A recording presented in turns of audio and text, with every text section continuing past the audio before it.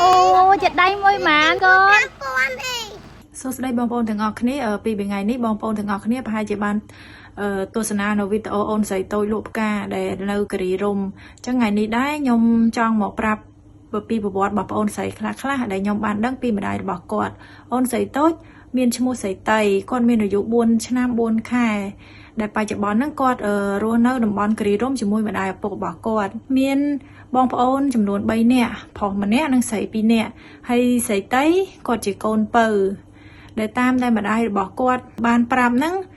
ការលក់ការដូរហ្នឹងគឺជាការចិត្តចង់របស់ស្រីតៃហ្នឹងទេ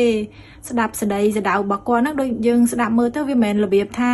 ម្ដាយរបស់គាត់ជាអ្នកប្រហាត់ឬក៏មានថាណែនាំពីក្រោយអីទេស្រីតៃ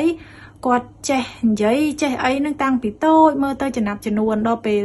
ធំឡើងហ្នឹងឃើញមិត្តភ័ក្តិឬក៏ម្ដាយគាត់ទៅលក់ហ្នឹងគាត់ចេះចង់ទៅលក់ហើយអនាគតស្រីតៃគេចង់ខ្លាចជាអ្នកគ្រូពេទ្យអញ្ចឹង